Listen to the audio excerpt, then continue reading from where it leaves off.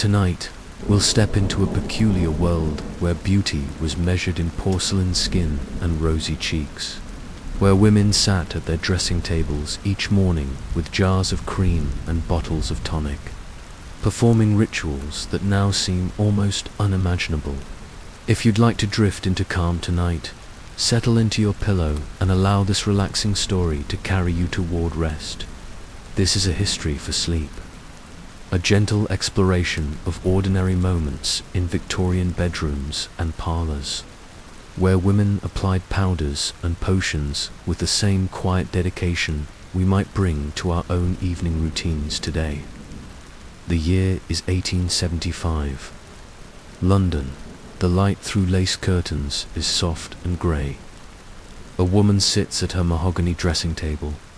The surface is covered with small glass bottles, porcelain jars with painted lids, a silver-backed hairbrush, a hand mirror reflecting the pale morning. She reaches for a jar of cold cream. The lid turns slowly. Inside, the cream is thick and white, smelling faintly of almonds and roses. She dips 2 fingers into the jar. The cream is cool against her skin. She brings it to her face and begins to massage it into her cheeks in slow, circular motions. This is her morning ritual. This is how she begins each day. The cream sits on her skin for a moment. Then she reaches for a soft cloth and wipes it away, taking with it the dust of sleep and the faint oils of night. Her skin feels clean, tight, ready for the day ahead. Now she opens another jar. This one contains a powder, white powder, fine as flour. It is made from lead powder, applied to the face to create that coveted porcelain complexion, that smooth, pale finish that society admired above all other qualities in a woman's appearance. She does not know that lead is poison. She knows only that it works, that it covers blemishes and evens her skin tone in a way that nothing else can. She takes a soft brush, dips it into the powder, and begins to dust it across her forehead, her cheeks, her chin. The powder settles into her pores like fresh snow on cobblestones. She studies herself in the mirror, satisfied with the effect, the paleness, the smoothness. This ritual will be repeated tomorrow, and the day after, and the day after that. The dressing table where she sits has been in her family for 2 generations. Her grandmother sat here, her mother sat here. Now she sits here, continuing traditions passed down through whispered instructions and careful demonstrations. The room around her is quiet. Outside, the city is beginning to wake.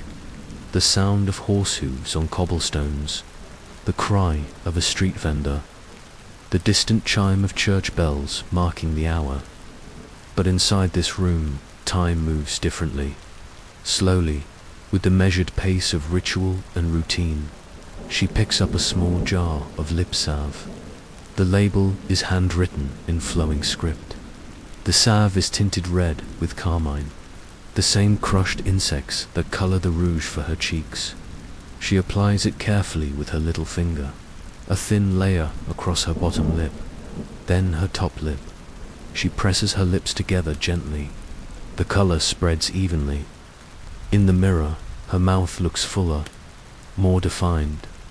The pale powder on her face makes the red of her lips appear even brighter by contrast. She is pleased with the effect. She looks awake now, ready to receive visitors, ready to be seen. The morning routine is not yet finished. She must attend to her eyebrows.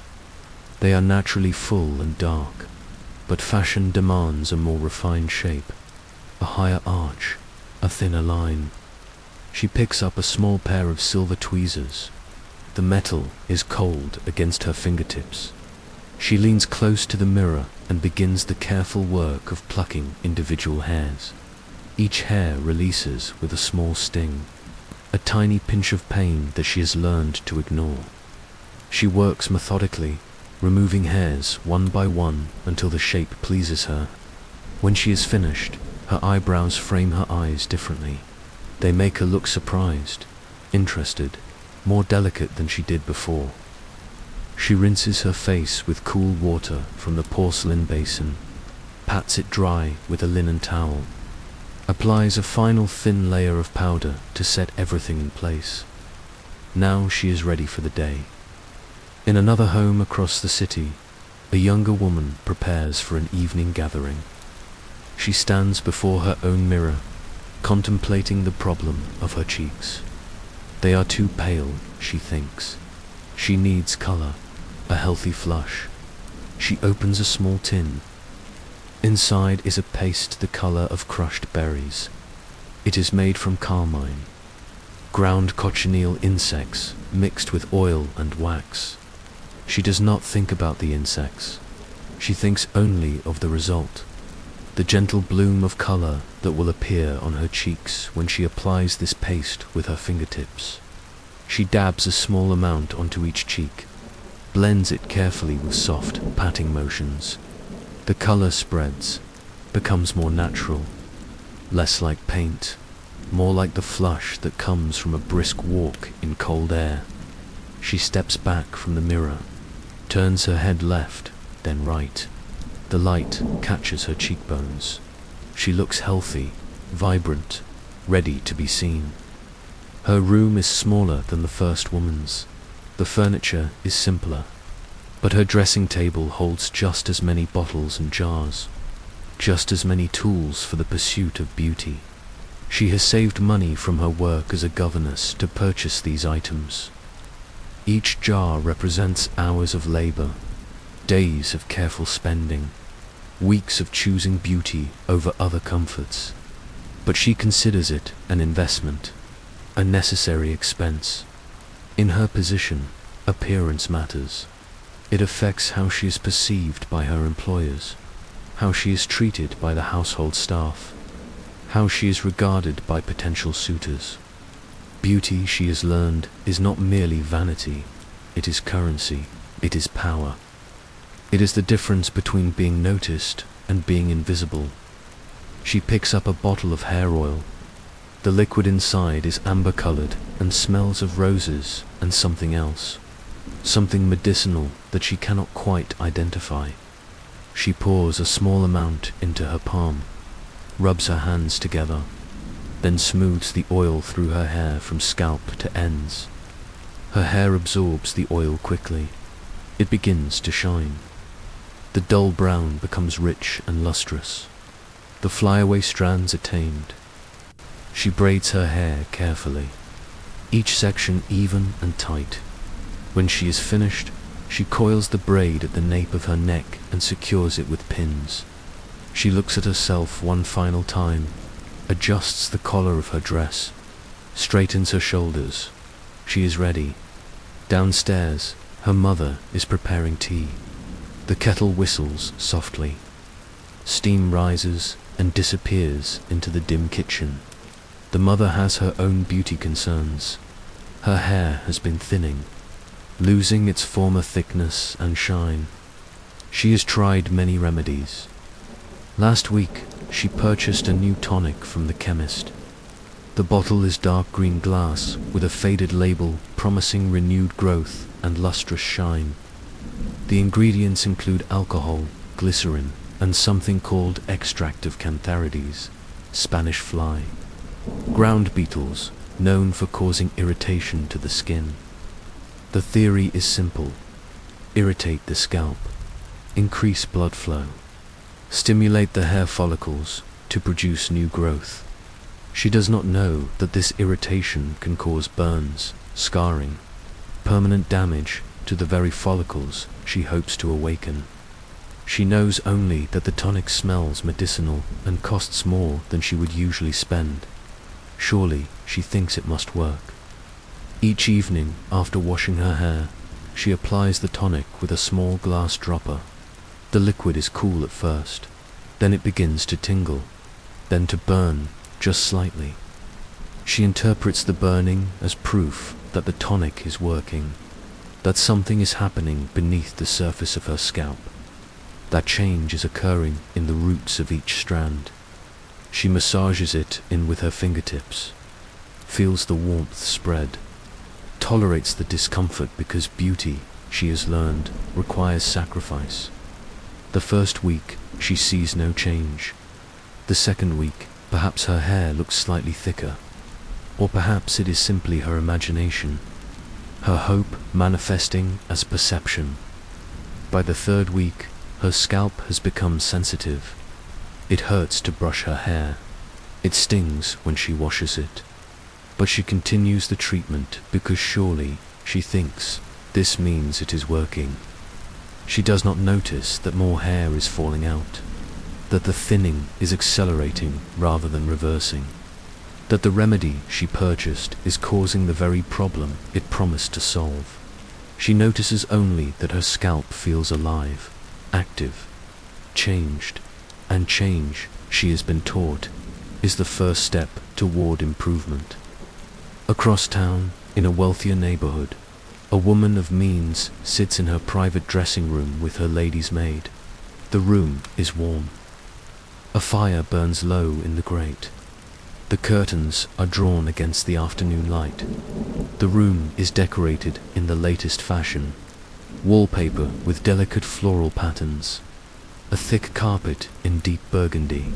Furniture upholstered in silk. The dressing table is an elaborate piece.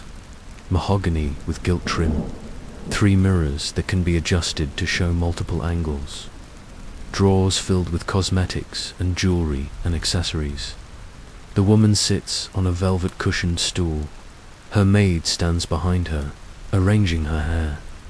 The woman has decided to brighten her eyes, to make them appear larger, more luminous, more captivating in the candlelight of tonight's dinner party. Her maid brings a small vial to the dressing table.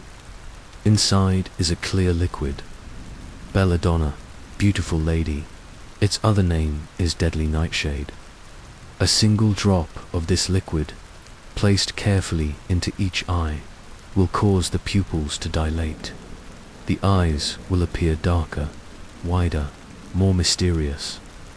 The maid has performed this task many times before. Her hand is steady. She knows the exact amount needed. Too little produces no effect. Too much causes pain and blurred vision for days. The maid holds the dropper steady. The woman tilts her head back. One drop falls into her left eye. Then the right. She blinks. The liquid stings for just a moment. Then the sensation fades. The woman sits still while the medicine takes effect. She watches herself in the mirror, waits for the transformation. Within minutes, her pupils begin to expand. The blue of her irises becomes a thin ring around pools of black. She looks into the mirror and is pleased. Her eyes look entirely different, dramatic, alluring. They dominate her face in a way they did not before. She does not know that this same substance can cause blindness, that repeated use damages the delicate structures within the eye, that some women who used Belladonna regularly lost their sight entirely before they reached middle age. She knows only that she looks beautiful, and beauty in her world is everything.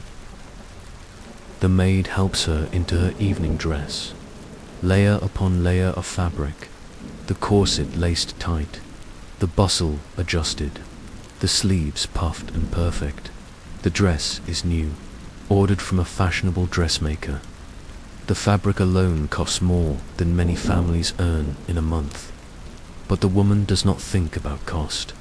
She thinks only about the impression she will make, the compliments she will receive, the envy she will inspire. She studies herself in the full-length mirror, turns slowly. The dress moves beautifully. The color flatters her complexion. The fit is flawless. She is ready. She is perfect. She is everything a woman of her station should be. The afternoon passes slowly. Light shifts across walls and floors. Shadows lengthen. In a small room above a shop, a seamstress finishes her work for the day. Her hands are tired. Her back aches from bending over her needle. She looks at herself in the small square of mirror hanging on the wall. Her skin looks dull to her, grey from long hours indoors, pale from lack of sunlight. She works 6 days a week, 10 hours a day, sometimes more when there are urgent orders to complete. She sits in a chair by the window where the light is best, stitching seams and hemming skirts and attaching buttons with thread so fine it almost disappears. Her fingers are pricked with tiny scars from needle sticks. Her eyes strain from the close work. Her shoulders are permanently rounded from hunching over her sewing. But she is grateful for the work, grateful for the room above the shop that comes with her position, grateful for the small wages that allow her to buy bread and tea and occasionally something more. She has saved money for weeks to buy a new preparation, a lotion that promises to restore radiance and youth to tired skin. The bottle sits on her washstand. The label is elaborate, decorated with flowers and scrolling script. It claims to contain rare ingredients imported from distant lands. The label lists exotic names, essences and extracts and oils from places she has never been and will never go. The words sound expensive, important, transformative. In truth, it contains mostly water, glycerin, and mercury. Mercury, a silvery liquid metal that was believed to lighten skin, remove freckles, and create that desired porcelain effect. She pours a small amount into her palm. It is cool and slightly slippery. She rubs her hands together and then presses them to her face. The lotion absorbs quickly. Her skin feels smooth, almost silky. She can see an immediate effect in the mirror. Her face looks brighter, more awake. She is delighted with her purchase. She feels she has spent her money wisely, that she has invested in herself in a way that will pay returns. She applies it each night before bed, each morning upon waking. Day after day, the mercury accumulates in her tissues, in her organs, in her bones. After 2 weeks, she begins to notice changes. Her hands tremble slightly when she threads her needle. The fine motor control she has always relied upon becomes unreliable. She attributes this to fatigue. She has been working hard. She needs more rest. That is all. After a month, her gums become tender. They bleed when she eats. Her teeth feel loose in their sockets. Her mouth tastes metallic. She thinks perhaps she is getting sick. A cold coming on. Something in the air. The change of seasons affecting her constitution. She does not connect these symptoms to the lotion. She thinks perhaps she is working too hard, not eating well enough. Getting older. Her reflection in the mirror does show improvement. Her skin is lighter, brighter. The freckles across her nose have faded. The uneven tone has smoothed out. She continues to apply the lotion faithfully, because her skin does look better. And surely that is what matters. Surely the other symptoms are unrelated, coincidental, temporary. Beauty, she has been taught, requires dedication, and she is nothing if not dedicated. Evening settles over the city. Lamps are lit in windows. Fires are stoked. The air grows cooler. In a comfortable home in the suburbs, a mother helps her teenage daughter prepare for her first formal dance. The girl is nervous, excited. She wants everything to be perfect. She has been anticipating this night for weeks. The invitation arrived a month ago. Since then, she has thought of little else. Her dress is new, pale blue silk with lace at the collar and cuffs. It was made especially for this occasion. 3 fittings with the dressmaker, careful adjustments to ensure the perfect fit. Her hair has been curled and pinned. The process took hours. Her scalp is tender from the heat of the curling tongs, but the result is worth it. Her hair falls in perfect ringlets that bounce when she moves her head. Now comes the final touch, her face. The mother brings out her own cosmetics, the powders and pastes she has used for years, the same products her own mother used, the same rituals passed down through generations. First, the arsenic complexion wafers, small tablets that are swallowed with water. They promise to clear the skin from within, to create that translucent, luminous quality that cannot be achieved with external applications alone. The mother has been giving these wafers to her daughter for the past 2 weeks, preparing her skin for this important night, building up the effect so that tonight she will glow. The girl takes her evening wafer with a sip of water. It is bitter on her tongue. She swallows quickly and tries not to grimace. Her mother assures her that regular use will transform her complexion, that in a few weeks her skin will glow with health and purity. The arsenic enters her bloodstream, travels to her organs, settles in her tissues where it will remain, accumulating with each dose, causing damage she cannot see or feel. Not yet. The girl does feel different since she started taking the wafers. More energetic at first, then more tired, then energetic again. Her moods swing unpredictably. She cries easily, laughs too loudly. Her mother tells her this is normal. This is what it means to be a young woman. Emotions are meant to be intense. Feelings are meant to be strong. The girl believes her. She trusts her mother. She swallows the wafers faithfully because her mother gives them to her with love, with care, with a desire to help her daughter be her best self. Next comes the face powder, the same lead-based powder her mother has used since her own youth. The girl watches as her mother demonstrates the application. Dip the brush lightly, tap off the excess, sweep across the forehead, down the nose, over the cheeks, along the jawline. The movements are precise, practiced, the result of years of repetition. The girl takes the brush and mimics her mother's movements. The powder feels soft against her skin, like the finest dust. When she looks in the mirror, her face appears smooth, flawless, pale as moonlight. She smiles, her mother smiles. They are sharing a moment, a ritual of womanhood, a passing of knowledge from one generation to the next. Neither of them knows that this moment, this ritual passed from mother to daughter, is also passing along poison, harm disguised as care, danger wrapped in the promise of beauty. The mother truly believes she is helping her daughter. She used these same products when she was young. Her skin was admired. She received compliments. She married well. She wants the same for her daughter. Success, happiness, a good match with a suitable young man. She does not know that her own health problems, the headaches and fatigue and trembling hands, are connected to the cosmetics she has used for decades.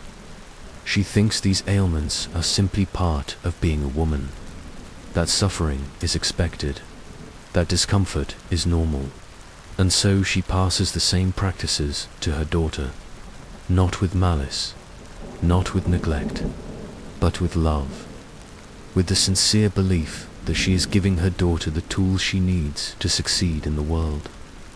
The clock on the mantel chimes 7 times. The girl must leave soon. The carriage is waiting outside. Her mother applies a final touch, a tiny amount of rouge on the apples of her daughter's cheeks, just enough to suggest the bloom of youth and excitement. The color is applied with a fingertip, blended carefully, made to look natural, as though the flush comes from within rather than from a tin. The girl looks at herself one last time. She sees a young woman transformed, ready to be admired, ready to be seen as beautiful. She does not see the lead settling into her skin, the arsenic moving through her blood, the slow, invisible price being extracted for this moment of perfection. She sees only beauty, and she is satisfied. Her mother wraps a shawl around her shoulders, kisses her forehead, tells her to have a wonderful time. The girl descends the stairs carefully. Her dress rustles with each step. She feels elegant, sophisticated, grown up in a way she has never felt before. The carriage door opens. She climbs inside. The door closes. The horses begin to move. Through the window, she watches the familiar streets pass by. Everything looks different tonight, more beautiful, more significant, as though the whole world has been transformed along with her. She does not know that some of the other girls at the dance will be using the same cosmetics, the same powders and pastes and wafers. She does not know that in 10 years, some of them will be dead, that others will be ill, that a few will have lost their hair or their teeth or their ability to bear children. She knows only this moment, this anticipation, this hope, and tonight that is enough. Across the city and throughout the countryside, in grand estates and humble cottages, in gaslit parlors and candlelit bedrooms, thousands of women perform similar rituals. They mix potions in private. They apply lotions with hopeful fingers. They swallow pills that promise transformation. They read advertisements in ladies' magazines. Dramatic claims printed in elaborate fonts. Before and after illustrations showing miraculous changes. The magazines arrive monthly. They are passed from hand to hand. Read and reread until the pages are soft and the spines are broken. The advertisements are scattered throughout, between articles on household management and moral instruction, between recipes and sewing patterns, between romantic stories and poems about nature. One advertisement shows a woman's face split down the middle. On one side her skin is dark and blemished. On the other, it is pale and perfect. The text promises that regular use of a particular cream will transform any complexion within 30 days. The cream contains mercury and lead. It costs more than a week's wages for a working woman, but thousands buy it anyway. Thousands apply it faithfully. Thousands believe in the promise. Another advertisement features an illustration of a beautiful woman surrounded by admirers. The text explains that her beauty is the result of using a special soap, that any woman can achieve similar results, that popularity and love are simply a purchase away. The soap is made with lye so strong it burns the outer layers of skin away. It forces new skin to grow in its place. Fresh skin, young skin, scarred skin. But the advertisement does not mention burning. It mentions only beauty, only transformation, only the admiration that will surely follow. A third advertisement offers pills that will create a perfect figure. Slim the waist. Enhance the bust. The illustration shows a woman's silhouette transforming from plump to slender. The pills contain strychnine and arsenic. They suppress appetite by poisoning the system. The body rejects food because it is fighting to survive the poison. Weight does drop. Figures do change. The advertisements do not lie about that, but they omit other truths, other effects, other prices. Women, reading these promises by lamplight, believing in the possibility of change, send away their carefully saved coins in exchange for bottles and jars and tins. They write letters to addresses in London and Paris and New York. They wait weeks for packages to arrive. They open them with trembling fingers and racing hearts. The products arrive wrapped in brown paper, tied with string. They are unwrapped with anticipation, applied with faith. Changes do occur. Skin does lighten. Weight does drop. Wrinkles do seem to diminish. The women are pleased. Their faith is confirmed. The products work. The advertisements were true. They recommend them to friends, to sisters, to daughters. They pass along the names and addresses. They share their success stories in quiet conversations over tea. The products spread from woman to woman, from household to household, from city to countryside and back again. And the companies that make these products grow wealthy. They expand their factories. They hire more workers. They print more advertisements. They are not concerned with the long-term effects of their products. They are concerned with profit, with growth, with meeting the demand that they themselves have created. The workers who make the products suffer too. They breathe the dust of lead and arsenic. They touch mercury with bare hands. They develop tremors and seizures and mysterious illnesses. But they continue to work because they need the wages, because jobs are scarce, because they have no other options. The cycle continues. The products are made. The advertisements are printed. The women buy and apply and believe. And other changes occur too. Changes that happen slowly, quietly, in places that cannot be seen. Kidneys begin to fail. They struggle to filter the toxins that accumulate day after day. They work harder and harder until they cannot work at all. Livers try to process the poisons. They become inflamed, damaged. They lose their ability to perform their essential functions. Nervous systems start to fray. Hands develop tremors. Coordination becomes difficult. Simple tasks that were once automatic now require concentration and effort. Bones become brittle. The calcium is leached away by the toxins. Fractures occur from minor falls. Healing takes longer. Sometimes bones do not heal at all. Blood turns thin. The production of healthy cells is disrupted. Anemia develops. Energy fades. The women tire icily. They need more rest.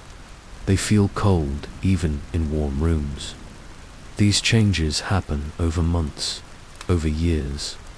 They are gradual enough that they seem like natural aging, like bad luck, like constitutional weakness. Few women connect their declining health to the cosmetics they use faithfully, daily, devotedly. The doctors they consult do not make the connection either. They diagnose hysteria, weakness of constitution, nervous disorders. They prescribe rest and tonics and fresh air. They do not ask about cosmetics.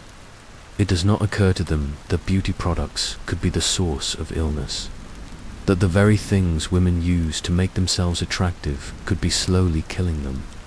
And so the women continue. They apply, they swallow, they endure.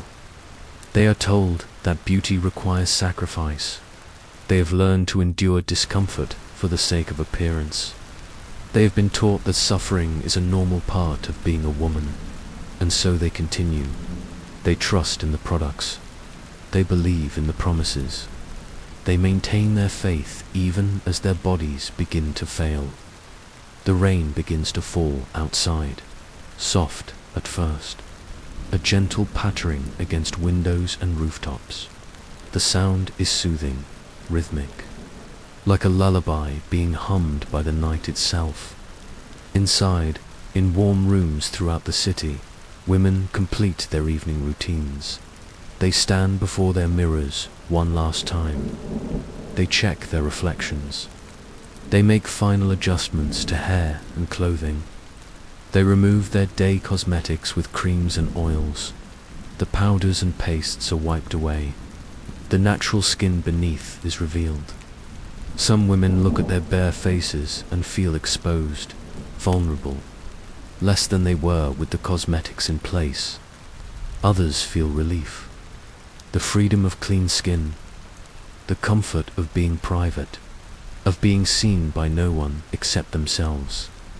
They apply their night treatments, different products than those used during the day.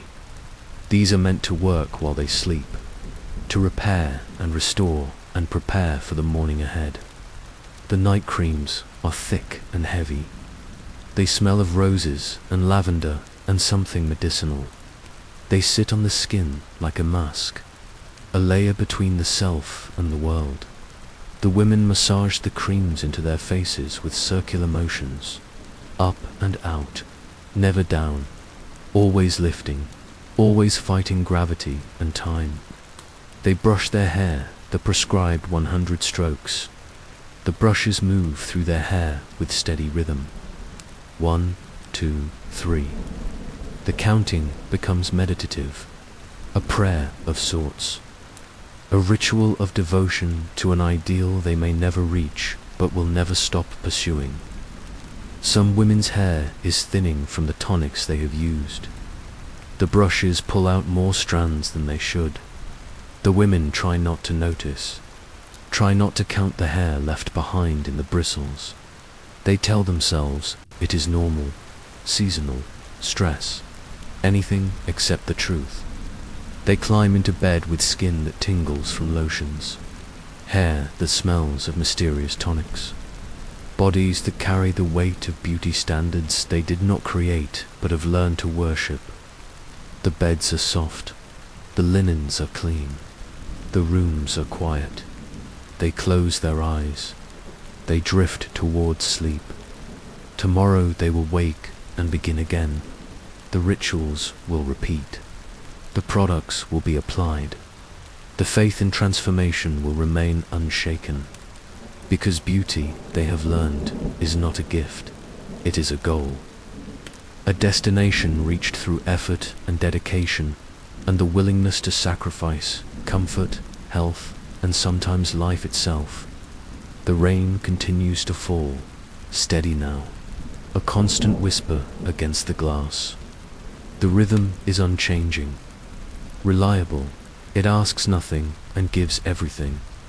It simply exists, simply falls, simply is. In the morning, the rituals will begin again. The jars will be opened, the powders applied, the pills swallowed. But tonight, there is only sleep, only the sound of rain, only the gentle darkness that asks nothing and promises nothing except rest. The city grows quiet. Lamps are extinguished one by one. The streets empty. The night settles like a blanket over rooftops and gardens. And in rooms throughout London, women sleep, their faces pale with powder, their bodies carrying poisons they cannot taste or see, their dreams perhaps touched by visions of beauty, of admiration, of worth measured in the smoothness of skin and the brightness of eyes. They sleep deeply, trusting in the rituals they have learned, believing in the promises printed on labels and whispered by friends. They do not dream of illness. They do not imagine the ways their bodies are being slowly compromised. They dream, if they dream at all, of being seen, of being admired, of being loved for the beauty they work so hard to create and maintain. The rain falls, the night deepens, the city dreams, and somewhere, in a factory on the outskirts of town, workers prepare for the morning shift. They will arrive before dawn. They will mix new batches of cosmetics. Lead powder will be measured and poured into jars. Mercury will be blended with creams. Arsenic will be pressed into tablets. The workers wear no protection. They breathe the dust. They touch the substances with bare hands. They too will sicken. They too will pay the price. But tonight, the factory is dark, silent, waiting. Tomorrow it will come alive again. The machines will run. The products will be made. The cycle will continue. Tonight, there is only darkness, only stillness, only the rain. Let the sound of falling water carry you now. Let the darkness hold you gently. The Victorian women sleep in their time. You sleep in yours. The rituals change, but the need for rest remains constant. The rain will continue long after the words have stopped. Let it be your companion now. Let it sing you deeper into rest. And so we leave the Victorian parlors and bedrooms. We step away from the dressing tables and the jars of poison disguised as beauty. We return to this moment, this bed, this breath, this gentle, necessary rest. The rain falls. The night holds. Sleep arrives on quiet feet, and you are safe, and you are held, and you are allowed to simply be. Good night.